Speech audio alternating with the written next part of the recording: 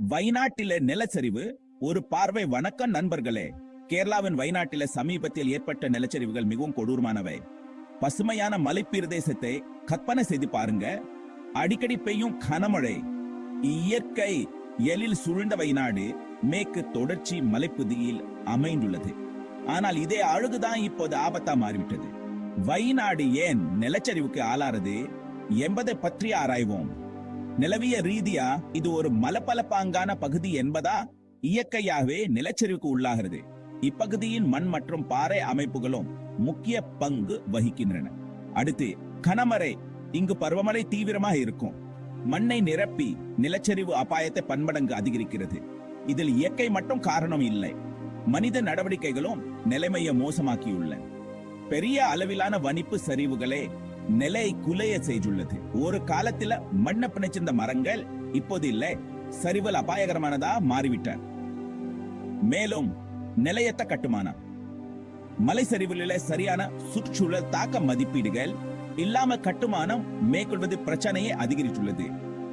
அதிகரித்து வரும் மழை பொழிவின் தீவிரம் மற்றும் அதிர்வெண்ணுடன் கூடிய காலநிலை மாற்றம் நிலைமையை மேலும் மோசமாக்கியுள்ளது.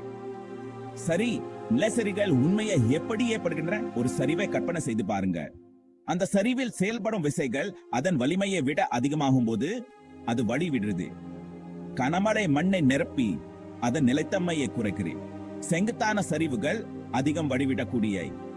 தாவரங்களை அகற்றுவது மண்ணின் ஒட்டுதலை குறைச்சி நிலத்தை மேலும் உடையக்கூடியதா மாத்துறது.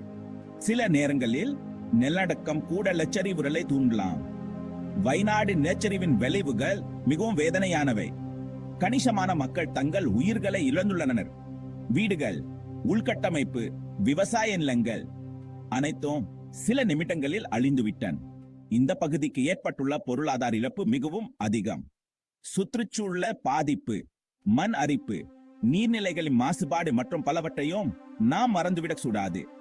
நிலச்சரிவுகள் இயற்கை நிகழ்வுகள் என்பதை புரிந்து கொள்வதே அவசியம். ஆனா நமது செயல்கள் அவற்றின் அதிர்வெண்ணையும் தீவிரத்தையும் கணிசமா அதிகரித்துள்ளன. விழிப்புணர்வும் பொறுப்பான செயல்பாடும் எதிர்கால பேரழிவுகளை தடுப்பதற்கு முக்கியமாகும். மீட்பு மற்றும் நிவாரண முயற்சிகள் அல்லது எதிர்கால நிலச்சரிவுகளை தடுக்க எடுக்கப்படும் நடவடிக்கைகள் பற்றி மேலும் அறிய விரும்புகிறீங்களா?